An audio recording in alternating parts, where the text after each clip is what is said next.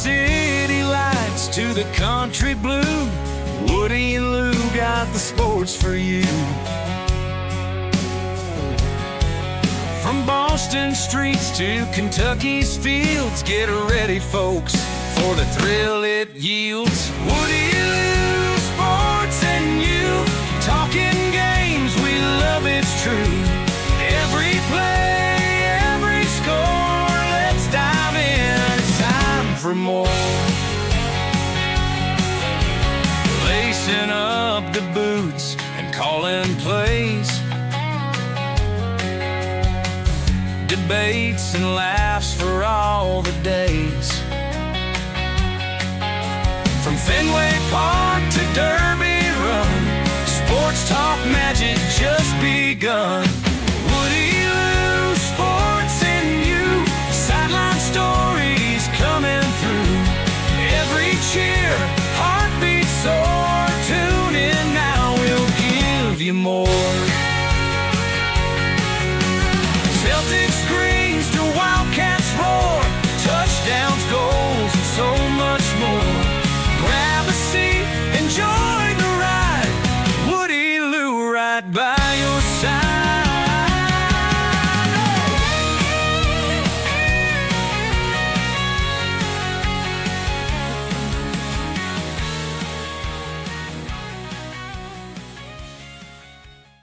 The views expressed by the hosts are their own and do not necessarily reflect the official policy or position of the Department of Defense, the U.S. government, or any of its agencies. The information provided is for general informational purposes only and does not constitute legal advice. No attorney-client relationship is formed by providing this information, and nothing herein should be relied upon as legal counsel. For legal advice specific to your situation, please consult a qualified attorney. All right, Braxton, we're live. Episode 8. Happy Sunday night. How have you been? I've been great, man. Happy Sunday night. Welcome into episode 8, Woody Lou, Sports and You. It's wild that we have had so much consistency and been able to record on a not the same day every time, but a pretty consistent basis these last 2 weeks. This is, we set a personal best, third consecutive week recording. I think it's the start of the next Ironman streak. Cal Ripkenesque for Woody Lou, Sports and You. It's exciting. Yeah, I mean, that's a pretty large you're putting us in rare air right there, going ahead and putting the Ripken comparison. What I'm most happy about, though, is I think we figured out the technical difficulties that we experienced with the new show format. So, promises made, promises kept, going live at 8:30 tonight. Yeah, I mean, we're pretty close, just PTI level right now, production. PTI started somewhere, and the thing about PTI is that they never really changed for how many, 30 years or so that they were on air. And they were pretty successful. So if we can maintain this and we get those views up, this is probably what you see 30 years from now, and we're still going strong. And they had Stat Boy, Tony Reale. It'd be nice if we had someone like that. I know we'll get to producer Colin later on. More on him later. More on Colin later. It would be nice to have someone like that because it goes down to small things, right? I've taken over trying to push socials in Colin's absences. More on him later, but I was on CapCut. I downloaded CapCut trying to make some content for the socials for Instagram, where you pretty much, it's an app where you can get on your phone, your computer, and you can slice up some of our video, put some words on it. It's what all the TikTokers do these days. And Dan, I downloaded it on my phone first. I played around with it. It defeated me. I re-engaged on the computer. I was able to make you were able to download it on your Apple, your MacBook from 2014. I'm impressed that the software was still supported on probably like the Snow Leopard operating system. I take really good care of my electronics. But yeah, I downloaded it on the Mac, and I was able to make a legitimate 10-second video that was like cut, had like cool graphics going over it. And every time I went to export it, it would say you're exporting a 28-minute long video. And I fooled with that thing for way too long, and I ended up saying some choice words I can't repeat here. And I literally, when I just got back on my computer, all the stuff was still pulled up, and I had a rage moment trying to exit out of it. So I'm gonna continue to try at that, yes. Kaylee being gone this week, I might have a little more time on my hands. But once we get that rolling, we're going to be dangerous. You're going to start seeing us on your For You page on Instagram Reels. So that's going to be pretty neat. Exciting for Woody Lou Sports and you, bringing you the best content we can. It's not from a lack of effort, I can tell you that. We're blue collar guys on the ball field. No, we got a bunch of spark plugs on the team over here. We're just trying to make something happen with nothing. And that's usually how you end up having success at some point, however you want to measure that. Speaking of success, Dan, all of the 1 seeds in the tournament were able to successfully make it to the Final Four. Yeah, it was pretty chalky. Sweet 16 and Elite 8. I was re-listening to last week's episode, and we went through each of the picks for the Sweet 16, and I was not good. My picks were not good at all. However, I did pick Auburn. Wardam, they're still in it. But none of my other Final Four teams that I predicted are there. The Maryland, Florida, that was bad. That was a bad take by me. And you were on it right away. You jumped on me. Well, yeah, and I'm pretty sure right after Maryland's game, their head coach, who's now gone to Villanova. Oh, it's right before the game. It was He literally he got in his press conference like, I don't know what I'm doing, so that didn't instill much confidence. But yeah, ran chalk. And then speaking of Auburn, I'm pretty sure they've played all 3 other teams in the Final Four this season, with Florida, Duke, and Houston. They lost to Duke by around 9 points, I believe, at Auburn. Lost to Duke, beat Houston. So they're 1-2 against the other teams in the Final Four. Yeah, the Elite 8 game, the Duke, Alabama, I think that was the most shocking result of the games of that round. You still not worried about Cooper Flagg? Not worried about Cooper Flagg. He's due to – now, I do think Duke will be in the national championship. I see them beating Houston. But still not worried about Cooper Flagg. He's going to find himself against a more deserving SEC team in the national championship, whether it be Florida or Auburn, and he will find a way to mess it up. And, I think he's a good kid from all accounts. He's from a small town in Maine. His mom has a really committed family. But people are starting to say that he's the best one and done ever. And I kind of just think that's a little recency bias. Yeah. So I don't want to see him complete won the national championship, and then that just add to that narrative. I think, not saying he's not great, but maybe be a little unjust. Yeah. And you've said it most weeks. You can't be ignored. The ACC is just down bad this past season, and that's the primary competition that he played against, week in and week out. And yeah, they're having a great run right now in the NCAA tournament. John Shire's got that team firing on all cylinders. But who is your best one and done? I mean, I think that's clearly Anthony Davis. I'm going to pick a Kentucky guy. Career-wise, probably in the NBA, it probably would be Anthony Davis. But, I mean, so it's what do you measure the success off of? One and done is just their college career. So Anthony Davis was able to come and then win a national championship. Yeah. So he's the obvious one that comes to mind. Zion Williamson could have been in that conversation, but they lost in the Sweet 16 or round of 32 to Purdue, I believe, that season. I think it was Sweet 16. And you should be looking just at college result, that 1 year, but I don't think you can ignore – it's hard to ignore what Zion has done in the NBA. He's eaten a lot. Yeah. He has a significant amount of money to support his nutrition, so that's good for him. And I know that's tattoos. He's had a lot of beignets in New Orleans. Tattoos and beignets for Zion, and he's familiar. We should have him as producer because he's pretty familiar around Instagram DMs and find his way into very fruitful conversations. So we need a guy like that on our team. We need social guys. Zion, we're hiring. More on Colin later, but I hear Kaylee makes some great food, so we can might not be able to pay you, but keep that belly full. Speaking of Kaylee, she had every team in the Elite Eight. Really? She had picked every team in the Elite, as it was. She had every team in the Sweet 16, which is probably even more impressive. She had every team in the Sweet 16. Impressive. The only ones that she missed on was Kentucky, Tennessee. She had Kentucky beating Tennessee. And then in the Elite Eight, I'm pretty sure she had Houston losing. So it got messed up, but she had a really good bracket run this year. She completely smoked me. And we got some chat commentary. We got some viewers in the chat. This one from Mr. Chris Lewis. He is weighing in on the best one and done, and he is saying Shea Gilgeous-Alexander. I probably butchered saying that. SGA may end up being best pro from Cal's UK era. Any thoughts on that there, Braxton? The best pro. He's a really good pro. Him or Karl Anthony Towns, maybe. Better than Anthony Davis?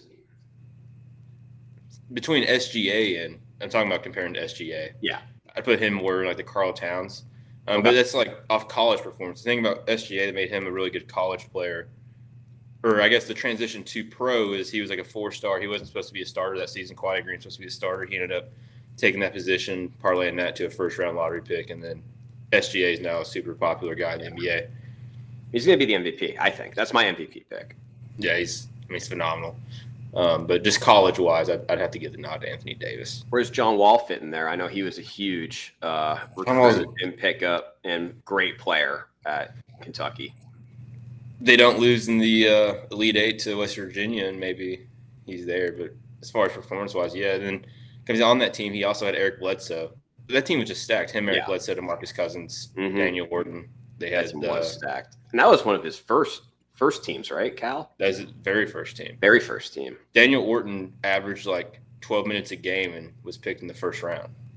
He didn't do anything in the NBA, but that team was obnoxiously stacked, and that's coming on the heels of Derrick Rose and pretty much overshadowing all that happened in Memphis with John Wall. And you mentioned Derrick Rose. That's where my pick was going to be. Even though the record books, there is no record of Derrick Rose or that Memphis team, so we don't really know how he actually did. I think he had a better ACT score than you, though, Dan. Some have said that. Yeah, I think he performed really well. But I think he's my best one and done, and unfortunately went down with that knee injury right after winning the youngest MVP winner in the NBA. So it's sad to see that he wasn't able to have the pro career that he wanted and the fans wanted. No, but I think he was good for Chicago, and he came back, and didn't he end up hanging it up at Chicago, made his way back there. So that was good to see. Yeah. Good career. He had a nice little spurt later on in his career. I know up in Minnesota a little bit, in New York, and then in Chicago. But yeah, man, I mean, I'd love to sit here and talk hoops, but with Kentucky losing and we got a straight chalk Final Four, we can go ahead and pick the games. There's going to be an SEC team in the national championship between Florida and Auburn. I honestly, at this point, think that's a pick 'em. 2.5 Florida is favored. Really? Mm-hmm. I think give me Gators. I'll ride with Florida on that one. I'm wearing, again, this is not a good look for yours truly, definitely a heel turn. I'm rocking my War Damn hat, but I also have to go Gators as a betting man. Yeah, I think it's going to be Florida Duke. I'll take Florida winning it all. They'll end up, Cooper Flagg will end up losing the game late, 82-79 Gators national championship. So what was your final score? 82-79. 82. Okay, so 3-pointer. I'm also going to go with Florida Duke. I'm going to go Duke. I'm going to go my man from Maine, Con Knipple. I don't know if that's the right how you say it. Is Con Knipple from Maine as well? No, he's not. He's from Wisconsin. I actually looked him up. He has a very interesting family background. He's got an uncle who played in the NBA. His dad was a star at some D1 school in Wisconsin, but they quite a basketball lineage. He was Mr. Basketball, Wisconsin, also a freshman. That's a tough 1-2 to stop. And I mean, Alabama couldn't do it, and he had a great game. So I'm gonna go Duke. As much as it pains me to say that, I can't stand Duke. Con Knipple looks like a Larry Bird love child. Yeah. Oh yeah. His hair is stuck in a bad era. He needs that dirty college stash that Larry Bird had at Southern Indiana. He doesn't miss. Or Indiana State. Indiana State. Yeah, Indiana State. I would just hate what would just frustrate me, honestly, is Duke winning a national championship is going to get them one closer to Kentucky. John Shire is going to have all the momentum. And like I said, it wouldn't take away from the success of the SEC this season, but Duke and the ACC would be able to say, oh, even with your all-time setting teams in the tournament, Duke still reigns supreme. That'd just be really upsetting. I'd rather see an SEC team win it, so we just stay on brand with the SEC. Really ran the whole season from start to finish. I do and you have said this, and pounded the floor with the SEC and the gauntlet that it was, and it absolutely was an absolute gauntlet for these teams. So Auburn, Florida, very deserving of being in here, and I think it's tough to pick against an SEC team in the championship, but I'm doing it. And more in the chat, we got Kaylee did confirm she picked every team in the Elite Eight. She just had Alabama beating Duke and then Michigan State over Auburn. I'm surprised Tom Izzo got as far as he did. I think that was a really good coaching job by him. Absolutely. Same with Kelvin Sampson. Like Houston and Michigan State both year after year consistently competitive with a bunch of guys that you've never heard of. Like I don't think legitimately I could name you one guy on either roster, but they're always consistently in the conversation and making deep tournament runs for the most part. So to tie a bow on our final four picks, you had 82-79, Florida over Duke. I got to pick a final score.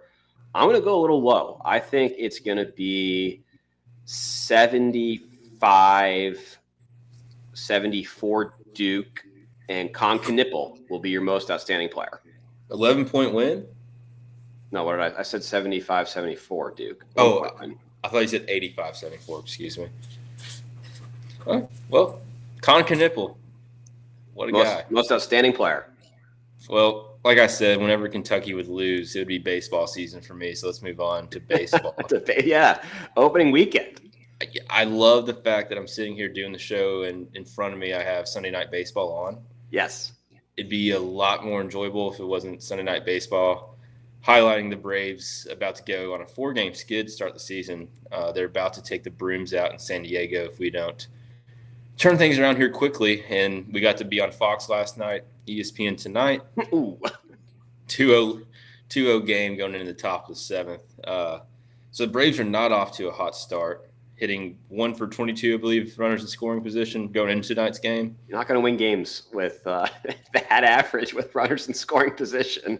But and that average is actually better than Rafael Devers' average through 4 games. He was a concern. Just unfortunately, with the firing of Chaim Bloom and like the promises that were made under that regime to Rafi Devers with that large contract extension, and he was defiant. I play third base. Some are questioning whether he's a team guy, and not many at bats in the spring. Didn't go with the team to Mexico, and was kind of told not to worry.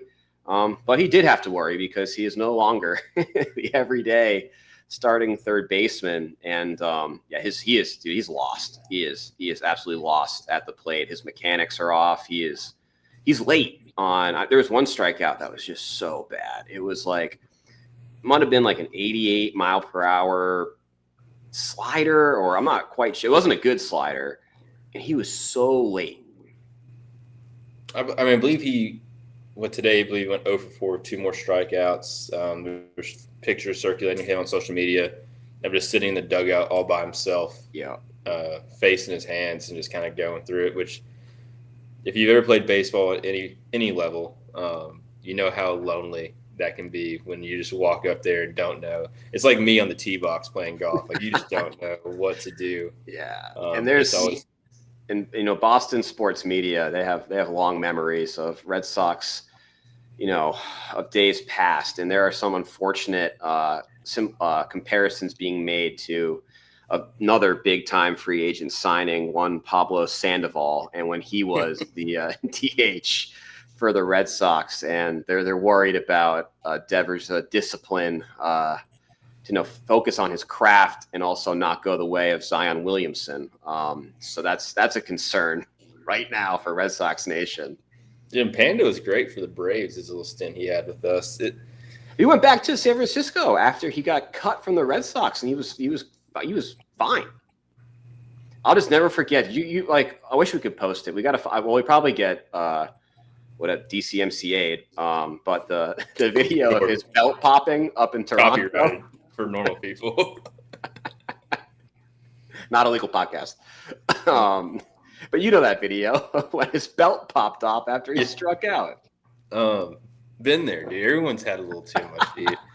No, the Braves they're literally about to go 0-4 through the first 4 games, get swept in San Diego as we've already accrued 2 outs in the top of the 7th as we've been talking. That's going to be 3 outs as I speak. It's beautiful though, just watching the game, just seeing the dirt, seeing the grass. Listening to it too. Like I was listening on the app on my drive, and we'll get to my Nashville trip. But like baseball, I love listening to baseball. So, yeah, we I guess it was game 2. It was the night of Tennessee and Kentucky. I ended up turning the game off with about 10 minutes to go in the second half because my sanity couldn't take it. And Kaylee was doing some work in the living room. I didn't feel like watching the game, so I turned on 680 The Fan, listened to Ben Ingram and those guys, and I was playing MLB The Show. Update from the last podcast. I didn't end up spending the $74.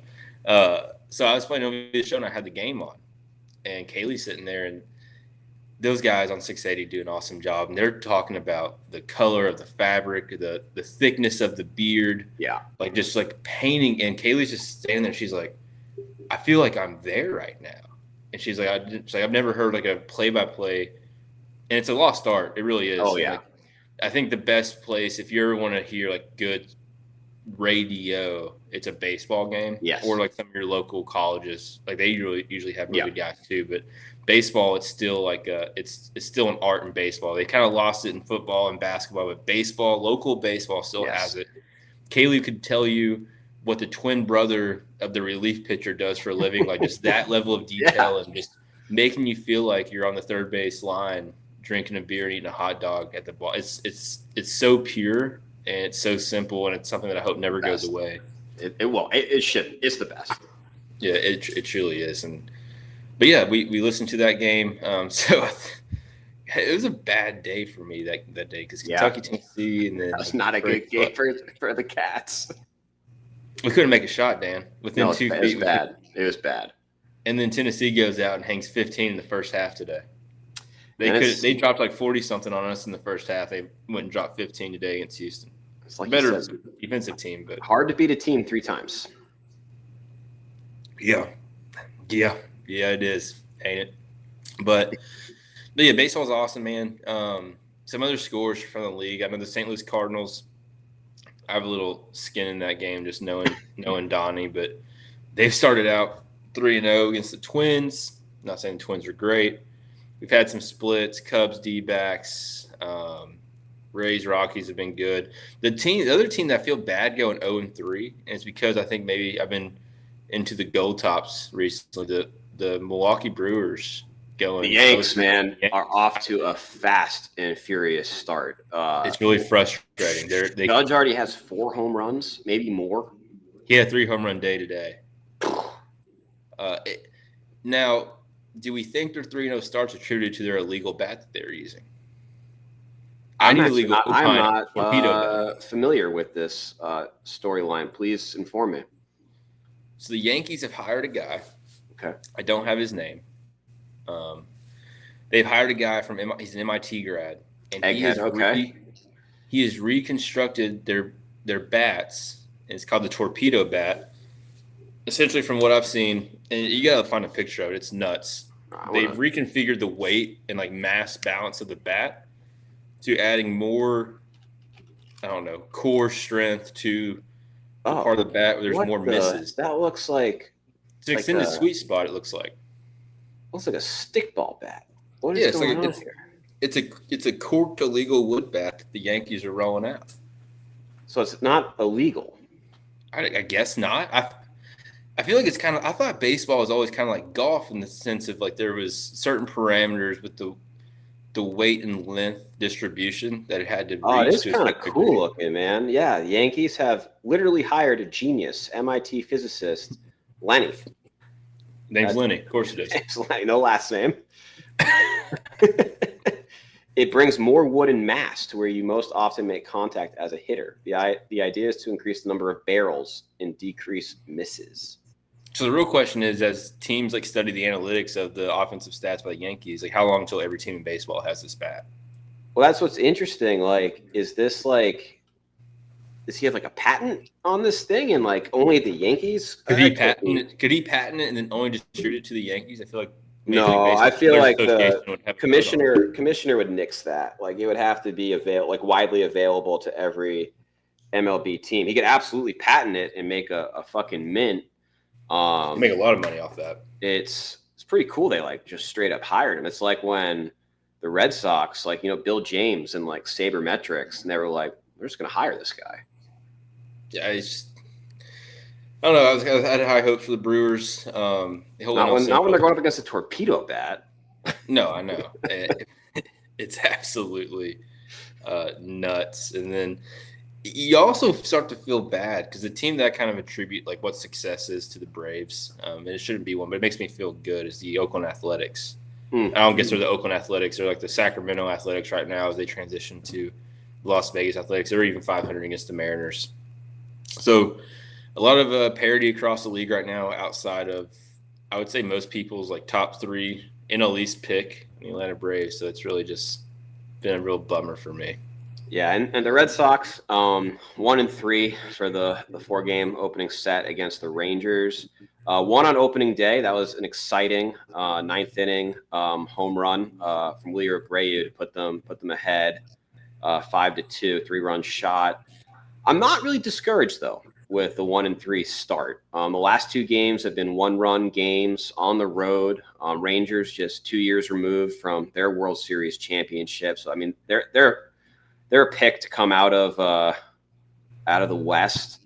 So no, I'm not discouraged. Hopefully, Rafi Devers, he's a professional athlete. He'll turn it around. You know who my favorite player in the Red Sox? I'm trying to be a Red Sox guy. Yeah, absolutely. He's only 1 for 16 with 7 strikeouts, just a notch below Devers. But Tristan Casas or Cass. Yeah, he's kind of a controversial figure. I kind of like that guy. Yeah, no, he's funny. He's good media personality. Like he wasn't on the All-Star team, but he went to All-Star weekend last year and was like mic'd up, like talking to people. No, he's a charismatic guy. He had a weird rib injury last year. He also got into a little bit of trouble. He was, again, we talked about this, I want to say like episode 1 or 2 of Woody Lou's Sports and You, the live mic during live play. And he had some wild story about like his dad, like literally like kicking him like onto a field, like when he didn't want to play when he was like 8 years old. So basically just like made an allegation of child abuse. That was, is that child abuse though? Yes, it is. I think it's the gray area with like dads and sons, like Little League Baseball. There's corporal punishment, which is, not illegal. Again, we're not a legal podcast, but I would say like, yeah, a grown man kicking their like 7-year-old son like in the air. Yes, Braxton, that is child abuse. There's 2 things my dad did to me growing up in baseball that have stuck with me. We do have Chris Lewis in the chat, so I'm ready for the fact checking here. Well, yeah, he'll be able to review. No, I'm gonna give you 3 real quick. Three things that my dad did to me in baseball. You tell me. You got a good grin on your face right now. You tell me fair or foul. I'm gonna go in age order too. Okay. So it was third grade. We had a doubleheader. So whatever age you are in 3rd grade, and that was like peak. You're like when I was 10. Yeah. And that was like peak me into WWE. Like I'm peak. And what era is this of WWE? So this is like 0405. Okay. And now in his defense, I'll set the scene for this one. I had just had a sleepover with my buddy, and we were cutting a promo in between commercials on Friday Night SmackDown, and I smacked him in the ear, and he had to go home. Like a week removed from my dad having to walk this kid back to his house. You just did like one of these. Well, we were cutting a promo, and I went for an air smack, and I caught him. I caught him clean the ear. But anyway, so like a week later, we had a doubleheader on a Saturday, and I went 0 for both games. Golden sombreros? Yeah, I didn't touch a ball. And after the game, he took Monday Night Raw and Friday Night SmackDown from me for the rest of the summer. He said I should be more worried about baseball. That stuck with me. I like that. The next thing he did, and That's fair. This is probably 5th grade. We lost a game. I was playing first base. I took my glove off and threw it towards the dugout. Whose dugout? And it was our dugout. We had the first base dugout, but I threw it in anger before the handshake line. I ran a pretty significant amount of poles after the game. That stuck with me. So I've never thrown a glove since then or thought about it. But I'd probably say that's fair. Now, this is the one that I don't think is fair because this is the age thing, right? 16 years old, and we were it was a travel ball team, and we had a inter squad. Okay. And so this isn't even a real game. This is a scrimmage. It was my teammates. And he was working third. He was the third base coach during the inter squad. And the two guys, the pitcher and the catcher, were both they just won state championship for 2A in Alabama. The catcher is talking smack to me. The pitcher's talking smack to me. Inter squad game. In an inter squad game. These are new guys. They didn't like me because I went to like the 7A big school and they had just won state in the 2A school. Blah blah blah. And he had like thrown 2 by me, and I was late on him. And the catcher was just like chirping me. And I pimped one off of him the next pitch. And as I watched it, I looked at the catcher, said some choice words. Oh. Tossed my bat like past him. And I said, "You can watch that too," or something to that effect. Oh. Winked at the pitcher, and I slowly went around the bags. And as I was rounding third, my dad said, "Put on your catcher's gear." So I thought I was going to go catch for the next half inning. No, I got in full catcher gear and ran poles until the game was over. I think that's also fair. This is like July. Chris Lewis. So before we even got going on this, we got some action in the chat. This is awesome. He's like, absolutely not. I think these are all fair. This is good parenting, good coaching for a braggadocious son, Braxton. I love it. We got some more chat. We got Gavin saying good evening, everyone. And someone new in the chat, Margaret Ann Hooker, loving your hat, Braxton, girl dad. Thank you, Margaret Ann Hooker. I really appreciate that. Nice to have you in the chat, May. So I appreciate that. Shout out Gavin as well. Those are awesome. No, yeah. I love those. Are awesome. Those are. Yeah. You know, like I have daughters, obviously, as the hat says, but I think with a son and dad, like especially in the sports arena, just like the left and right limits of what's child abuse and what's like good parenting can get like befuddled a little bit. Well, the way that Tristan Cassis, like he literally said his dad like kicked him in the butt and he was airborne. Well, maybe he should have been stronger then. That's really a testament that he hasn't been training hard enough if he's going that far off a kick. And his dad's not Shawn Michaels with Sweet Chin Music, in the rear. So. Oh, I love this. This is classic. This is great coaching and parenting right now from Chris Lewis. Got to act like you've been there before. Builds character. I couldn't agree more. Well, speaking of being there before, my dad was in a position today, speaking of him, that he hasn't been in before, where he threw out the first pitch at the Citadel's baseball game today. Oh, that's awesome. Speaking of first, so we'll get to that, but a first pitch, another famous first pitch this week. You see Ichiro's first pitch? I did not, but I saw his outfit he wore, and hopefully the first pitch was better than the outfit he wore to the game. He hummed it at 84 for a strike. That dude's timeless. Now, what was Chris Lewis on the gun? So this is this is his words. He said the gun wasn't on yet, but he wouldn't put it a mile per hour over 54. That's pretty good. I got the live video, and so he was at the house yesterday, and he was talking about he throws a really good knuckleball. Like every time we played catch, like growing up, he'd always just throw knuckleballs. And he said he was flirting with throwing a knuckleball. But my mom sent a video of him doing it, and his arm slot looked like a knuckleball, and it was a little high and outside. What was it coming in? Like 3/4? He came in a little 3/4, and I thought it was a knuckleball. And then when I talked to him on the phone, he said it wasn't a knuckleball. And I was like, why'd you mess with your arm slot? The arm slot that's not the arm slot that usually, I think he tried to get cute. I think he tried to get a little too cute. But he didn't skip it. He threw it. From the rubber? In front of we had that discussion. Oh, so cool. he asked if he should go from the rubber. I said, you need to be kind of where the mound, declines into like the grass. I think that's the appropriate distance for a first pitch. Maybe you disagree. I didn't want him to go from the stretch and do like a slide. No, step. I think your standard like ceremonial first pitch. I think that's very appropriate where you're saying it is. Fair or foul for a first pitch wearing a glove? Fair. Really? Yeah. Like from your own house glove, or do you like ask one of the guys? Like, well, now I'm like actually like thinking about. I guess how many guys have you seen throw with the glove on? Pretty sure Ichiro had one on. Did George W. Bush have one on? I don't think he did. I don't think he did, and that is obviously the best first pitch of all time. He was wearing body armor too, from the rubber. Strike. I mean, he was right. It looked like he came in at like 75 too. And that was an awesome first pitch. But no, Dad did good. I was proud of him. I think if I had to do that, because there was times when I was playing catcher, I couldn't throw back to the pitcher because there was 20 people in the stand. So I probably would have absolutely shuddered in the fact of a D1 first pitch. It probably would have had me. That's so awesome he did that. He's saying in the chat it was the second best first pitch, only behind George W's at Yankee Stadium. I'll give him that. I'll give him that. That's awesome. Yeah, pretty cool stuff. Baseball just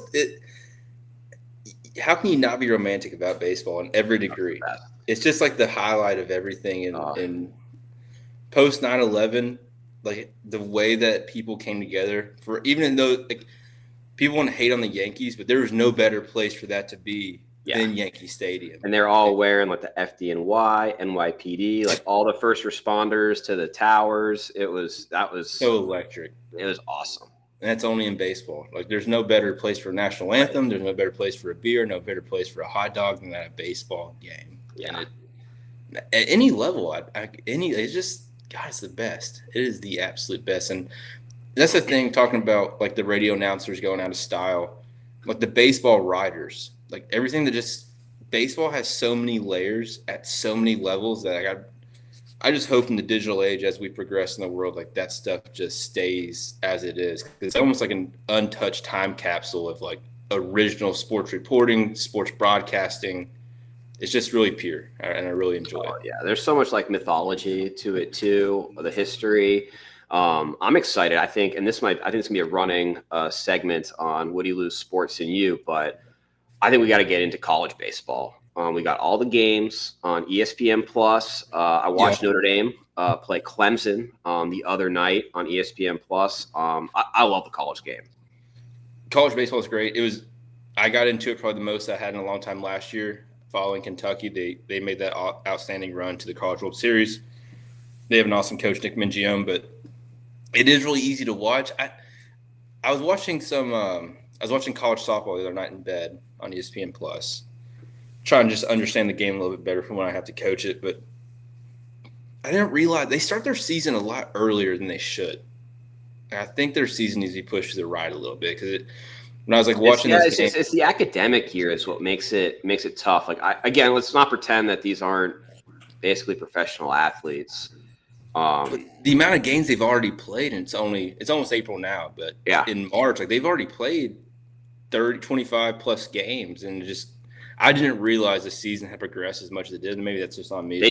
Big Florida swing. All these, especially the northern teams, like they'll crank out games in Florida. Just get them in. Yeah. So. We got Gavin in the chat, a little late here, but asking about the torpedo bats, if they are legal. They apparently are. The Yankees are using them very well. Yeah. Okay, but if you're going to allow the torpedo bat, then might as well allow some shots in the rear end every now and then, maybe at least on a monthly basis. We're going to start getting the offensive numbers back up. They're trying to move away from the dead baseball they started off with last year, trying to get a little more offense. Faster game, more offense is how you get more young viewers. So there's a couple ways you can entice that outside of the torpedo bat as well.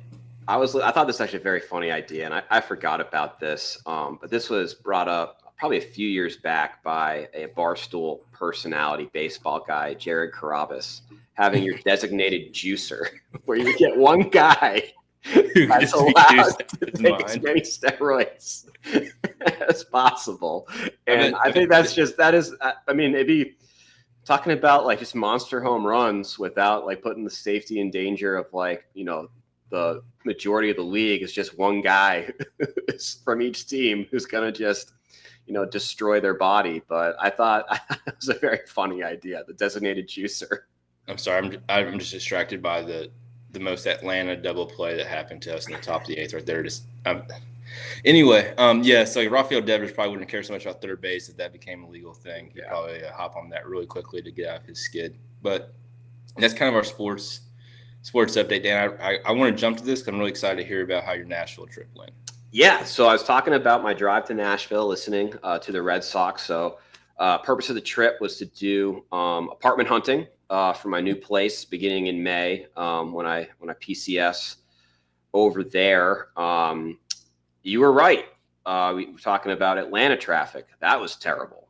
Nashville traffic was terrible. Yeah. But Nashville's a cool city, man. And the apartment I settled on is apparently like a newer developing area that all Nashville's a new developing area. Yeah. But have you heard of like North Nashville? Apparently that's now a thing. It's getting close to Clarksville. They're just like expanding like the suburbs. Yeah, so it's the place is on the Cumberland River. It's a little north. You can walk to Germantown. It's a little industrial, but I was about to say it's probably close to Germantown. Yeah. It's right on the bike path. That takes you right to Broadway on the Cumberland River. Nice. A little industrial. It's like a lot of like office parks, but it's pretty quick to the highway. Affordable, new building. I had a great time in Nashville. I went downtown. I stayed in Midtown, right across from Vanderbilt. Yep. And then Friday night, I went downtown. Went to this really fun roof deck bar. It's gonna be a dangerous city, man. Did you make it to Winners and Losers in Midtown? I did. Yes, I went to. Yep, that was fun. I enjoyed. That's probably my favorite place to go. If I'm just gonna go for a beer, like Winners, or they're right next. I don't know which one's which really, but one of those two is the one that I would belly up to if I had. Went to some good live music at Losers, and actually this is kind of embarrassing, but I'll tell the story anyways of how I ended up there. So I went to this barbecue place near Vanderbilt. I forget the name of it, but was just at the bar, had like a barbecue platter. And I saw a guy came up to get some drinks and got carded. And I wasn't trying to look, but I saw he had Massachusetts ID. And I was like, oh, like, that's pretty cool.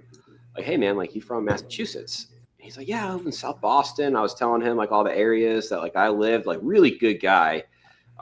He's a minor league lacrosse player, but then does like a lot of coaching. So he was in town in Nashville, like doing some like camps and stuff. He invited me out with him and his friends. So it was very nice of him. I felt kind of weird because I was definitely crashing a night out with some close friends. But yeah, we're going to Losers. And I was like, that sounds great. So they left. I settled up. I went down there, talked to them for a little bit, got a round of drinks. Was talking to his buddy. His buddy lives in Nashville. So I got two dudes' numbers and no women. So that was kind of questioned myself at the end of the night. Like, what am I doing? But got some golfing buddies when I moved. There you go. Yeah, it's I would have loved if that story went like he was an actual 20-year-old who had just had a Massachusetts fake ID, and you start like just quizzing him, and he was like, he thinks you're like a undercover cop or something. Just like, oh, what do you know about Boston? Yeah, but some very attractive people in Nashville. But I'm just getting guys' numbers apparently.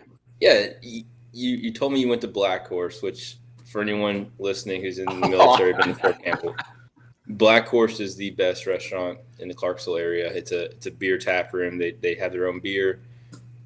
And so what I'm saying is, if I'm ever telling someone, hey, you're in the town, you're going to Black Horse, what you get every time is beer cheese and pizza. You text me and say, I just had the best bleeping pork chop of my life, which is the most insane, obnoxious order that no one's. I don't even know why it's on the menu. I bet you're the first person that's ordered that in absolute months. No, I was not the first person that's ordered that. And Amy Lewis says, yummy. I totally agree. I went to the bar, sitting next to a guy that I could tell knows his food and enjoys his food. Zion Williamson frame. Endorsed. And I got a beer, got the IPA. It was delicious. And he was like, so what are you going to get? And I was like, well, I'm looking at the pizza. He's like, no, you're going to get the pork chop. I was like, okay, I guess I'm getting the pork chop. So the bartender, she was something. Falling in love. She comes up, she's like, what do you want? And I go like this, and he's just like, he'll have the pork chop. He ordered for you. He ordered for me. So on the tally right now, we've got 2 guys' numbers and another guy.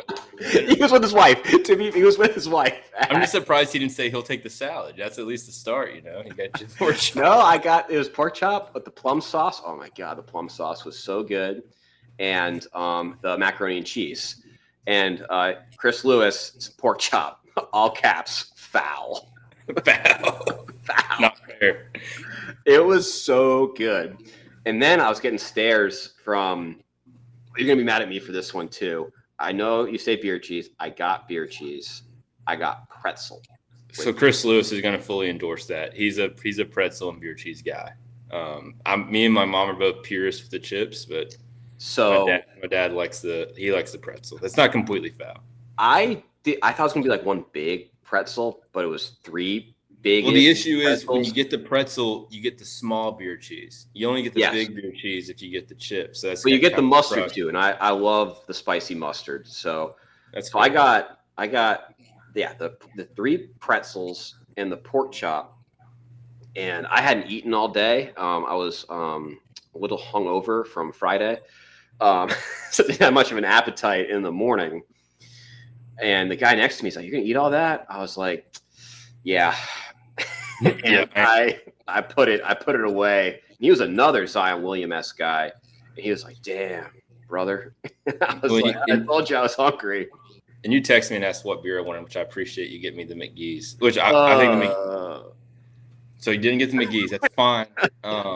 You did get me a hoodie that one time, which I still haven't gotten. But I still it's on my couch still right now. I'm looking at it right now. It's probably held hostage until you get a Texas shirt, which is fair. That is fair, but McGee's is the best beer in my opinion. It's a pale ale there, but their full IPA and their vanilla cream is also. That place is awesome. There's really no wrong way to go. But that kind of wraps that up. So another thing that I know this is from high demand. We've had some people comment that they're tired of it being on the ticker, not getting discussed. Is the military ball. I think this is more of like you're going to lay it on me. I might give you some advice here, and we have some other people in the comments. Yeah. I think the chat would be beneficial here. So it's done. I bought my ticket. I'm going 1 May to the. Is it a division ball or what kind of ball is it? It's brigade. Is it Vardy? Yeah. Okay. So I know I got to wear my bow tie and my dress uniform, but that's all I got. I've never been to one. What time is it? I think it starts at like 7:30. Yeah. So regardless, So no headgear. Don't show up with your beret on. Okay, that's good. Thank you. We're definitely gonna do that. Bow tie is good.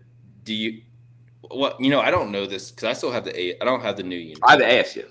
Okay, it's the same. So yeah, bow tie, you're good there. Unit awards is a thing for a lot of places. I got that. My French Forget. Yep. So your unit awards is big. You get that. You get your awards. That's really about it. Now, when you get there, this is what is a dining out. So you're gonna have like couples there, right? It's not a dining out. Yeah. So that's the other thing I was gonna get to. Fair or foul on solo dolo to one of these. It's fair, but I would say it's a good place to take someone on a date for you because I'm trying to get you married. I got a month, so if anyone in the chat, if you got an eligible bachelorette, yeah, I mean, I got a ticket. So the thing about the balls, I think you get more drunk and more just belligerent at dining ins when it's just a unit.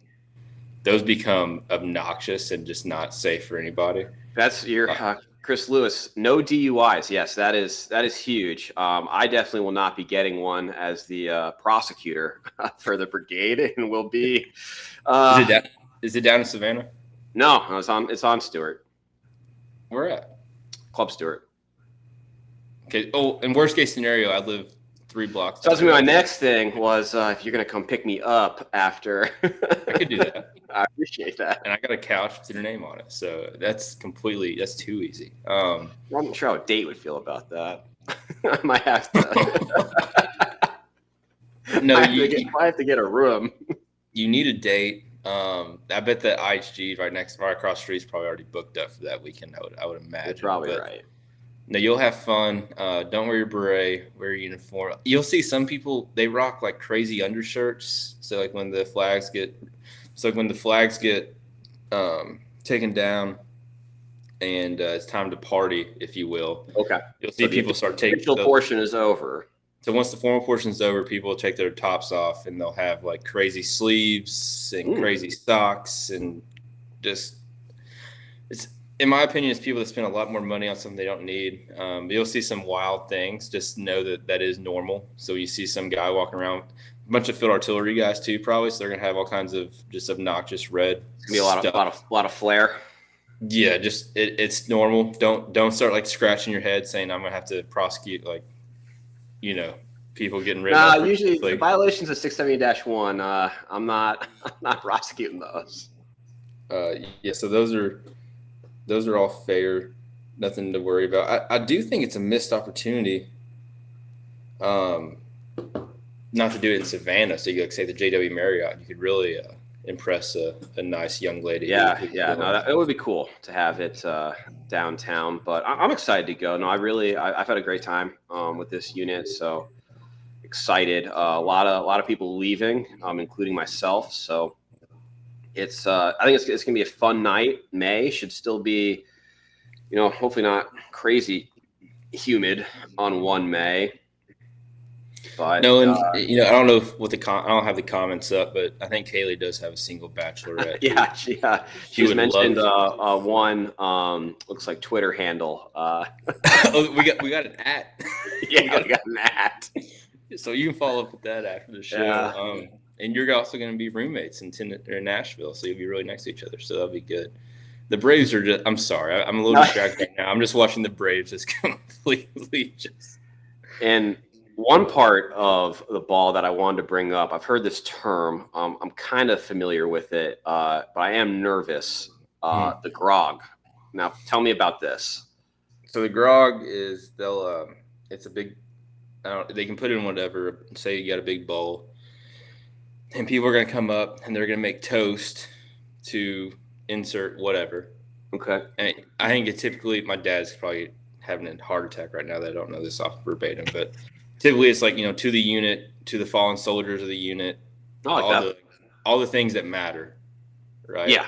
And then it can start getting a little silly with like, I propose a toast to all the commanders, all the generals, all the unit, the fallen soldiers, and then it gets silly with maybe some silly stuff. Every time there's a toast, there's a new thing being added. So, like, I toast, I designate like a bottle of Woodford Reserve for whoever, and they pour that in. The next guy has Modelo's. The next guy has ketchup. The next guy has mayonnaise. Wait. It's not like just like I thought it was gonna be like one big Long Island, but this sounds disgusting. No, like you might have a mechanic go up there and dedicate JP8. You really just don't know what you're going to get. And then people drink from the grog, and it's disgusting. It's never good. It's not good at all. Don't recommend. I like the concept, but that doesn't sound very fun at all. No, like it'll start out normal. Like, I got, Diet Pepsi, and then I got bourbon, and I got, some white wine. It's like, okay, I can probably get down. And then it'll end up getting obnoxious. The Braves are getting killed. But yeah, and, Kaylee in the chat is asking for a photo for the gram. Yes. Well, we'll figure that one out as far as being in uniform. It'll be on my personal. Matchmaking It'll be on my personal. She's trying to get, dude. I would love to go to your wedding here soon. So, Well, I feel like yeah, you're gonna be like a prom parent at this ball, dropping me off and picking me up. yeah, I probably am. And Kaylee's our dedicated DD, regardless. So I might show up blasted that thing to pick you up. And we'll have you'll sit in the center back seat, and we'll have both the girls to your left and right, with Uncle Dan in the back. Uncle Dan, Ronnie, and Elliot just chilling back there. Man, it's gonna be a fun night. I'm excited. That's also my last. It's my last day. In my current duty. There was that'll be a good send off. There was one time when my dad was a drill sergeant, and his commander got a little too drunk at the dining. I think it was a dining in, and we had to pick up him and his commander. And we drove the commander to his house, and he begged my dad to go inside to soften the blow with his wife. And I don't think that was a successful mission. That's awesome. That's the first sergeant to get his commander's back like that. That's fantastic. No Deweys, going inside. That's above and beyond. And the last dining in I went to, I ended up making Kaylee mad because all of a sudden a guy needed a ride. We offered a ride. We had the dog in the back seat. It was a whole thing. We had to take him to 2 different places, and then I ended up using the restroom at someone's house. It became a whole thing that she was not anticipating, and we drove all around Clarksville, and she wasn't super, super happy with me, and I was not in a state of mind to comprehend why she'd be so upset with the way I was acting. But I'm excited. That's gonna be a good story. I'm looking forward to it. But we are coming up close to the hour, Braxton. So I do want to get to. I think it's going to be the highlight of today's show and something to look forward to for the weekend. I hope you will stay tuned for this part and for content. All right, so this is what I'm proposing. My wife and children will be leaving me on Tuesday. Temporarily, not permanent. This is a temporary thing, just so we're clear. Just so we're clear. I assume she's coming back. She's going to a concert. But Eras? No, it's Megan Maroney. That'll be fun. So I can't get off work. I did not know that Friday was a Donza. Yeah. But with it being a Donza and something I was trying to tell Kaylee, like, whenever you have a day off work that's forced, it makes the rest of your week even more busy. So it's not like, I can also, like, it just messes everything up. But I'm proposing that I've been working on my golf game a lot, and I have a big match coming up in the end of April. We're playing at Lake Buena Vista Golf Club down in Orlando. Nikki. With my dad and father-in-law and brother-in-law, Gavin. So I've been trying to ramp up. Me and Kaylee went and golfed yesterday. We played 9 holes. She had her first par. It was awesome. Really just putting that #time in. Since we both have off work on Friday, I'm proposing that we have a 2-day match. And the reason I want it to be 2 days is I wanted to see golf's a marathon. It's an endurance sport. I have been known to be a very passionate guy who has a quick temper. I've been known to withdraw myself on the 10th hole of a video game golf tournament. You've taken yourself out of many a match. So I'm proposing for content and just for mental fortitude and training that we do a 2-day match covering Friday and Saturday. Love it. I want them both to be in Charleston, South Carolina. My parents have already opened up their home for us to stay. I know that you have friends in Charleston, so you're not required to stay, but you have a bed to sleep in. I think that what I'm proposing is Thursday night, once we both get off work, we rendezvous at my house. We drive to Charleston. I'll drive. And we gear up for a tee time on Friday, which will be our first 18. Unsure if my dad will be able to join us on that one. And then on Saturday, he will be free. He'll come with us, and he'll be like the scorekeeper and play with us as hopefully going into a final competitive day if no one's out of contention. And we have a solid 36 holes of golf. You texted me this on my drive back today from Nashville, and I could not be more excited. I've not played nearly enough golf while being here in Georgia the past year, coming back from Poland, which I'm disappointed in myself. And a weekend with the Lewises. Thank you so much for willing to host me. I'll definitely take you up on that, and the ride up there as well. It's going to be a good time. I haven't seen you in person well before the field exercise, so it's been a few months. Yeah. So no, it's gonna be great. I'm pumped, and I'm a competitor too. So what's the format and what are the stakes? So okay, I've been really battling over this. What are you playing to these days? I think we'll start with that. What are you playing at right now? Handicap wise? Yeah. So okay, let's talk about it. I've been playing some really nice courses. Been playing at St. Simon's and down in Panama City. I was in the 90s for both those rounds. Yep. Taylor's Creek, the last 2 times I played Taylor's Creek, I've only played 9 holes. The front 9 on Taylor's Creek. It's obviously, for it's a less competitive course than the other ones. It is, but it's not a well-maintained course, so there's some weird, it's weird scoring. It can be weird scoring. Yesterday I shot a 43, only losing 1 ball off the tee box. So that's it's a par 36, shot a 43, so that's 7 over on the front 9. And then when me and Kaylee played there before that, I think I shot a 48. So shout out to Kaylee. She got her first par, and this will be a topic for a later show. Who is the better athlete, Kaylee or Braxton? It begs the question. It does, because she got a par on a hole that I've never gotten a par on. I've only ever bogeyed. Shout out Kaylee. But yeah, so I was mulling over the stroke or match play format. Did you ever give your number? Did we just go past? Are you going to give me a number? I'm at minus 22 right now. I would say I'm playing at a confident, probably 20 to 20. Give me 20 to 25 consistently. So are we going to just go Dutch? I think we're going straight up stroke play. And the reason I say stroke play, because I think the content will be much better, especially if we're able to go live Friday night and get. We're going to be grinding some shots if this is straight up stroke play. We do not have the. That we're going into our final day of competition at plus 22 and plus 24. I think that would. I mean, it's a roller coaster, right? And we're going to be those fucking assholes on the kids show. Sorry, put in the swear jar. We're going to be those guys that are grinding putts on Saturday, and we have no business. We're aim pointing four footers after we just lost 2 balls in the trees. And your dad, no pickups on putts. No, you cannot. This is a competition. I'm not giving you anything. I just hope we don't have to play through anybody, because you'll see my dad really hit a nerve. Someone has to play through us? No, I watched the last time I played with my dad, which is probably the course we'll play at. I looked at the municipal course, which is where I played in college.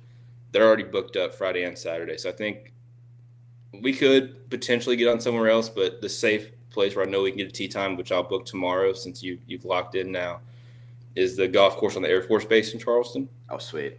I watched my dad, no joke, play phenomenal golf for 9 holes. He smoked me. Just completely smoked me, played awesome golf for 9 holes. We get to 10, and the guys kind of lingered for us because they don't have a really good turn. It's kind of you'd have to go out of your way to go to the clubhouse, so we just went on to 10. Oh, yeah, it's a tough setup. And this foursome told us to play through. And Dad tried to give him the, no, y'all are good, and they weren't having it. And he hadn't lost the ball all day.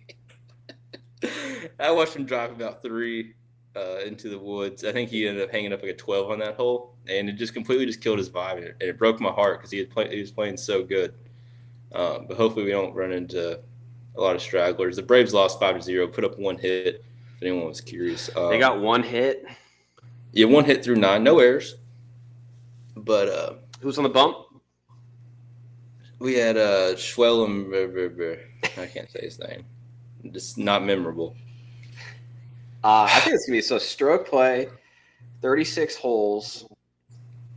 This is going to be a good time. I think I'm just talking out loud now, my strategy, and just like your dad, I got to get to a hot start because you can be a mental case out there. And if I come out and shoot, if I can get mid to low 40s on the front 9, I got to take you out mentally.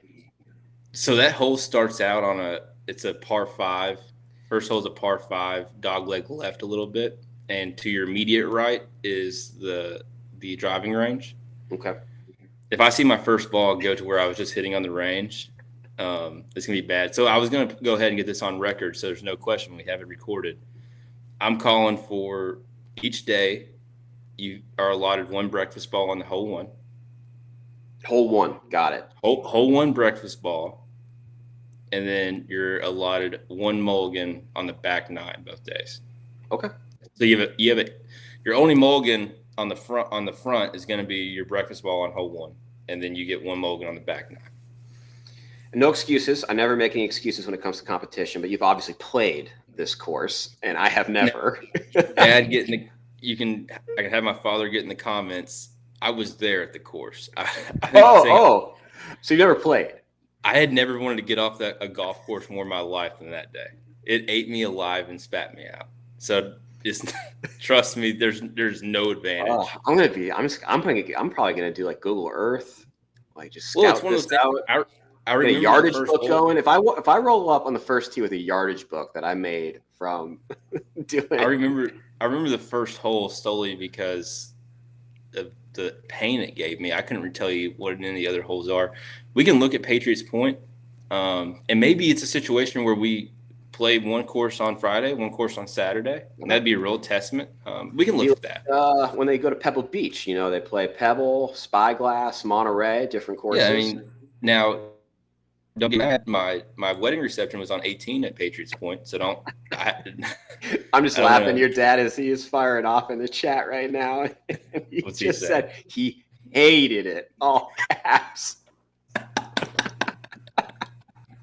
I was in a rough Said place. He would rather play a course in Iraq. Baghdad Municipal. That's Braxton's home course. Baghdad Municipal.